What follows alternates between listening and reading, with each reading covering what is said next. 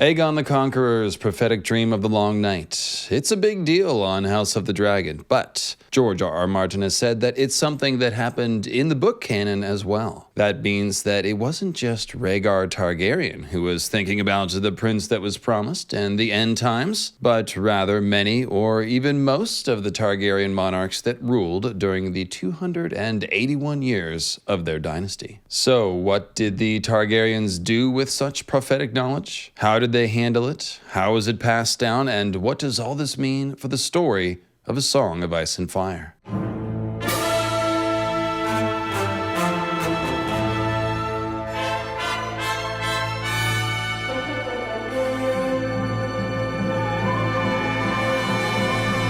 Happy belated Halloween and Day of the Dead, everyone. So yeah, Aegon's prophetic dream, it's a pretty big deal. It turns out to be the Song of Ice and Fire, as that's apparently what Aegon called it. Now, hopefully book readers, when watching the scene where King Viserys explains that Aegon's Song of Ice and Fire is a prophecy about the prince that was promised coming from the Targaryen bloodline and saving the world from a threat out of the north, hopefully you immediately thought of Dany's vision of Rhaegar in the House of the Undying. You know, the one where he appears to Dany holding his firstborn son Aegon and saying he is the prince that was promised and his is the Song of Ice and Fire. Rhaegar was far from the only Targaryen to speak of the prince that was promised, as we'll discuss, but it's always been a little vague as to why he alone would link that prince or princess to the Song of Ice and Fire. Now we can deduce that Rhaegar must have found some trace of Aegon's prophecy, and that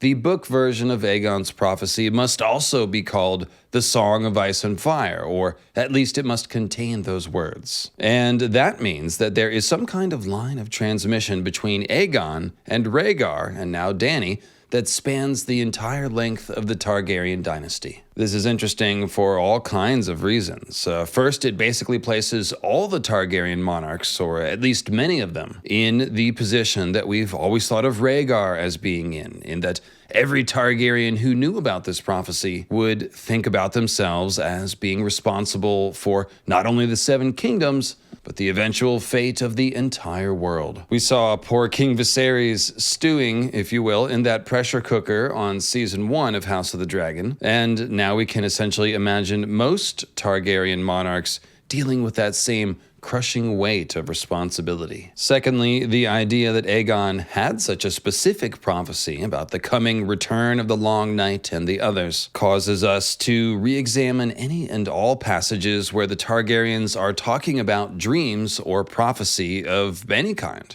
And boy, are there some crazy passages that I found in both Dunk and Egg and The World of Ice and Fire, let alone the main series. And third, knowledge of Aegon's prophecy potentially explains certain actions by certain Targaryen monarchs, particularly their actions where it concerns the North and the Starks. In fact, I think it's likely that the Starks were told of this prophecy by Aegon, and I'll be making a follow-up video to this one to discuss that, as well as something that's coming up on the next season of House of the Dragon called The Pact of Ice and Fire, which involves both Starks and Targaryens. Now, one important point regarding what's true for the show, House of the Dragon, versus the books, A Song of Ice and Fire. We know from George and Ryan that the idea of Aegon having a prophecy about the Long Night is a George idea that's true for the books as well. However, the idea that Aegon carved his dream on a Valyrian steel knife and passed it down the generations to King Viserys is something that Ryan Condal came up with for House of the Dragon. Now, Ryan is, of course,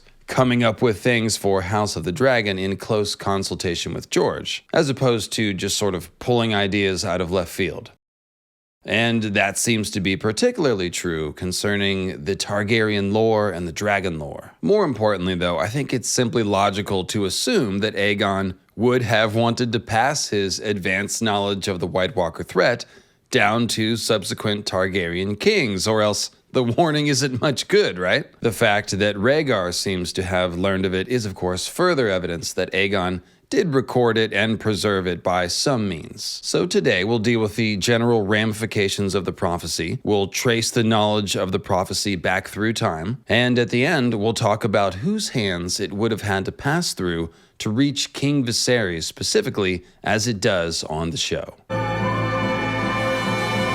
All right, the prophecy that was promised. So before we talk about the transmission of Aegon's prophecy down through the generations, we have to simply grapple with the reality of its existence and the fact that it appears to provide the answer to the mystery of why did Aegon and his sisters suddenly decide to conquer Westeros. The first thing to realize is that Aegon was, of course, not the first Targaryen to have prophetic dreams. And in fact, his dream about the end of days had numerous precedents, which he himself would have been aware of. There's Daenerys the Dreamer, of course, who famously foresaw the doom of Valyria and saved House Targaryen from annihilation. Her prophecies were written down in a book called Signs and Portents, and Aegon definitely had a copy. Then, in the third Dunk and Egg novella, The Mystery Knight, Bloodraven tells us that there have always been Targaryens who dreamed of things to come, since long before the conquest. That is, no doubt, a reference to Daenerys the Dreamer, but also clearly refers to there having been other pre-conquest Targaryen dragon dreamers as well. Aegon would have known their names and what they prophesied. Now, as it turns out, it wasn't just pre-conquest Targaryens on Dragonstone who were seeing visions of a coming long night in prophecy, but the ancient Valyrians themselves. And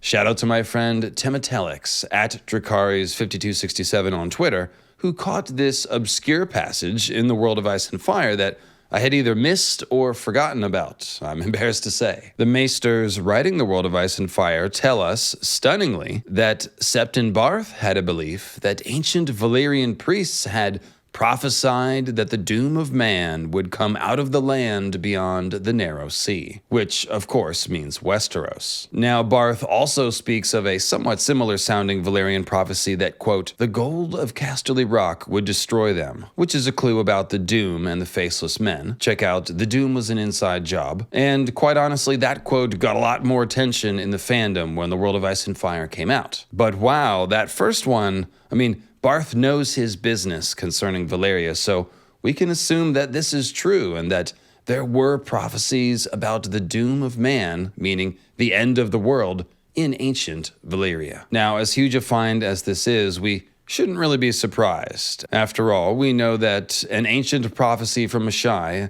the one Melisandre's always banging on about, speaks of the long night, the red comet, Azor Ahai's rebirth, and the return of dragons to the world, all in the same breath. So it's hardly surprising that the Valyrians might have prophecies about similar things. The Valyrians probably trace their roots to Ashai, according to me and Septon Barth anyway, and check out my Great Empire of the Dawn videos. And the fact that Azor Ahai Reborn is going to be a Valyrian, meaning that Dany and Jon are Valyrians, also makes it kind of more likely that ancient Valyrian priests would have prophesied their coming, just as they did the coming of the doom of man, which is the new long night that Jon and Dany will have to fight with the last Targaryen dragons. So that's the backdrop for Aegon having his prophetic dream. It probably wouldn't have surprised him at all, and in fact it would have simply been a more specific prophecy about the same things that the old Valyrian priests were foreseeing, and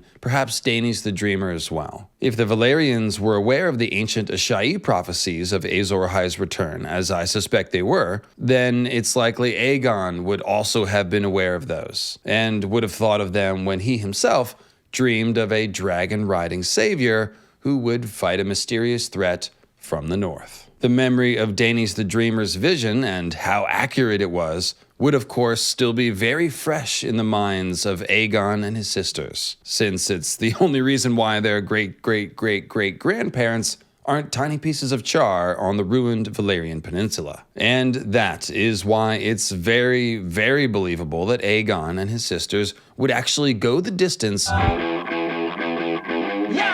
of conquering all of Westeros on the strength of a prophetic dream. Aenar Targaryen acted on faith when he heard his daughter Dany's vision of the Doom, and Aegon would have been thinking of them when he decided to conquer Westeros based on his faith in his dream. As a matter of fact, I'm guessing Aegon probably spoke of Dany's early and often when he told Visenya and Rhaenys about his own dream and tried to convince them to conquer Westeros with him. And he surely would have told them about his dream. I mean, Rhaenys and Visenya are described in all ways as Aegon's partners in conquest, acting as his generals and surrogates throughout, with all three of them moving in one accord as a family. I think there's almost no chance that he would have kept the dream to himself, especially considering that he had no children until 7 AC, and thus his sisters were his heirs and the only other possible safeguardians of this all-important secret. Aegon would never take the chance of it dying with him on a battlefield, so we can assume that all three Targaryen conquerors knew why they were using their dragons to establish a new dynasty over a united Westeros to prepare for the end of days.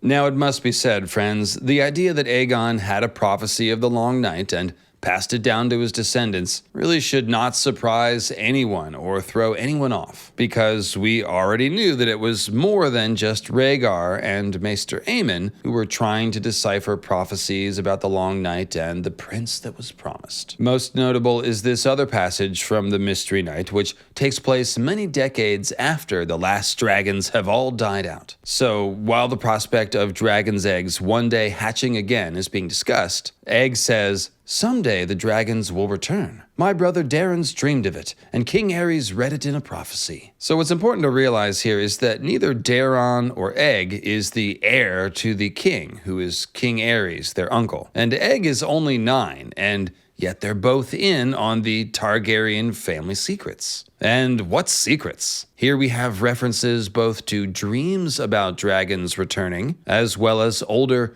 written down prophecies about dragons returning. Dragons returning, of course, means Daenerys, and therefore the new long night that is coming. So Daeron's dragon dreams and these older prophecies are both about the same thing as Aegon's dream of ice and fire: the end times, and the need for dragons to deal with them. In fact, I probably don't even have to tell you that the written down prophecies Egg talks about King Aerys reading in a scroll could very well be Aegon's dream itself, or perhaps written commentary on Aegon's dream. Or perhaps these could be more ancient prophecies, the ones from Ahai about Azor Ahai, which of course also involve the return of dragons to the world, the end times, and the others. Or perhaps even writings about the very similar and equally ancient prophecy of the prince that was promised, which is of mysterious origin. Now, of course, many characters such as Melisandre, Maester Aemon, and Marwyn the Mage speak of Azor Ahai Reborn and the prince that was promised as if they are the same person and prophecy. And I do think they are the same person in that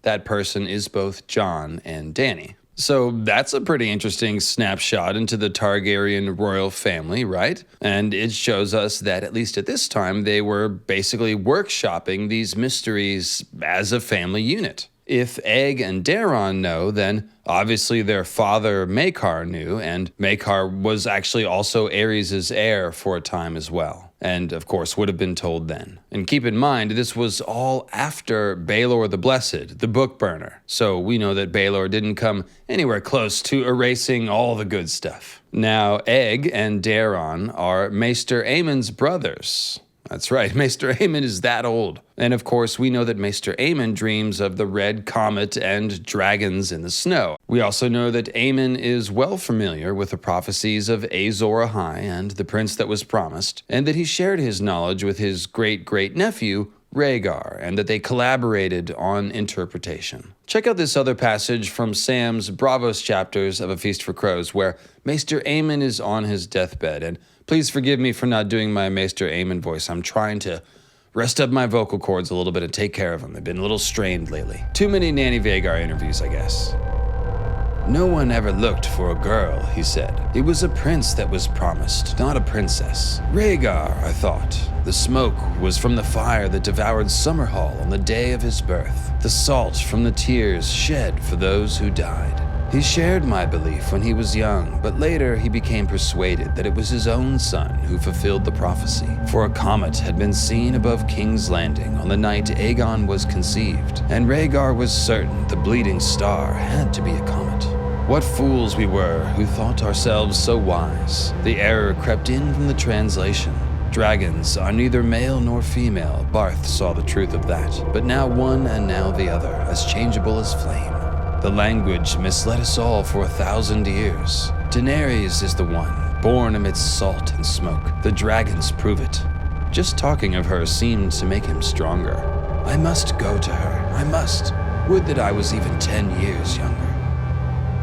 Now, ironically, Maester Aemon longs to go to Dany's aid to counsel her here, but he doesn't realize that he's actually already had a huge influence on Jon, the other half of the prince that was promised, along with Dany. But more to the point of this video, you can see that Aemon and Rhaegar were putting their heads together to try to figure this stuff out, just as Aemon used to do with his brothers Egg and Daeron and the other members of their family. You may have also caught the line about the language misleading them for 1,000 years, which indicates that the prince that was promised prophecy is very, very old and goes back to either Valyria or Shy. Moving on from Egg's brother Aemon, we have Egg's son, Prince Jaehaerys. When Egg had become King Aegon V, Jaehaerys wed his son, Aerys, who would one day become Mad King Aerys II, to Aerys' sister, Rhaella, and famously, Jaehaerys did this because a woods witch, who is almost certainly the ghost of the High Heart, prophesied that the prince that was promised would be born from their line. Aerys and Rhaella gave birth to Rhaegar in 259 AC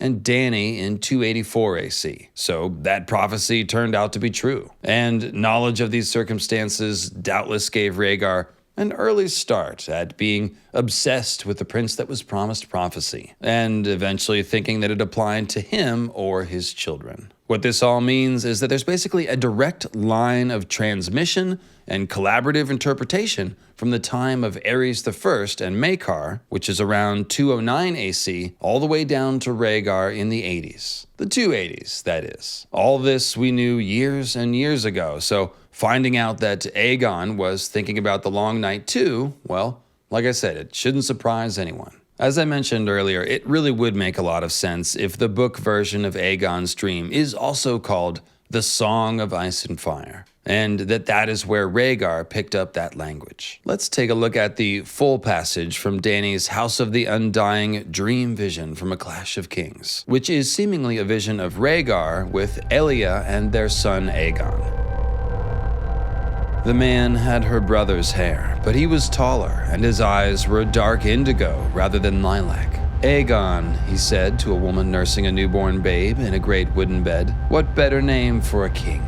Will you make a song for him? The woman asked. He has a song, the man replied. He is the prince that was promised, and his is the song of ice and fire.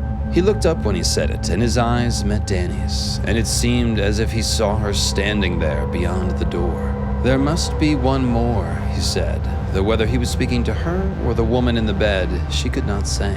The dragon has 3 heads. He went to the window seat, picked up a harp, and ran his fingers lightly over its silvery strings. Sweet sadness filled the room as man and wife and babe faded like the morning mist, only the music lingering behind to speed her on her way. Alright, so here we can see that Rhaegar thinks his son Aegon was the prince that was promised, but also that there would be 3 saviors, Aegon, his sister Rhaenys, and a 3rd child that Rhaegar was still looking for at this time. A child that he eventually had with Lyanna, of course, who was baby Jon. In other words, Rhaegar was right, but also wrong, as most interpreters of prophecy are. Jon, not Aegon, would be one of the 3 prophesied dragons, and Rhaegar's sister Daenerys as well, though she wasn't born yet. So Rhaegar was still working on his interpretations here, as Aemon indicated, but we the reader can see clear references to both Jon and Dany here in connection with the Song of Ice and Fire and the prince that was promised. This is why Dany also sees, in a different undying vision, a blue flower grew from a chink in a wall of ice and filled the air with sweetness. That's a reference to Jon fulfilling his destiny at the Wall as the blossoming and fulfillment of Lyanna's legacy, since of course blue winter roses are first and foremost associated with Lyanna. Also take notice of the fact that Rhaegar's harp music fills the air with sweetness, just like the blue flower growing at the Wall. It's the Song of Ice and Fire. Who the third head of the dragon is a juicy topic which unfortunately we can't get into right now, because I really want to focus on the fact that Rhaegar thinks the Song of Ice and Fire refers to the life and deeds of the expected prince that was promised. Where did he get that notion, pray tell? From prophecies he read, as we know, and the most logical conclusion is that chief among those prophecies was Aegon's prophetic dream. Additionally, we in the fandom have long suspected that prophecy is what led Rhaegar to eventually realize that he needed to have a third child with Lyanna Stark. Some sort of prophecy that spoke of a wolf maiden, or the House of the Wolf, or some other veiled reference to House Stark. It's therefore interesting to notice that Aegon's prophecy, at least on the show, speaks of the North and of the prince's song being of fire and ice. Fire is obvious for a Targaryen prince, but somehow Rhaegar must have figured out that for a child's song to be of ice as well, that child must be of the North and of House Stark, hence Baby Jon. Alright, thanks for watching folks, and I'll be back again soon with another video about Torrhen Stark and the Pact of Ice and Fire and the whole connection between the Targaryens and the Starks, and how this prophecy impacts all of that, as well as the endgame of the Song of Ice and Fire. So you know what to do, make sure you're subbed to the channel, and thanks everyone who's been subscribing as of late. Stay safe out there, and of course, I'll see you every Sunday at 3 p.m. Pacific for Starry Wisdom Sunday live streams.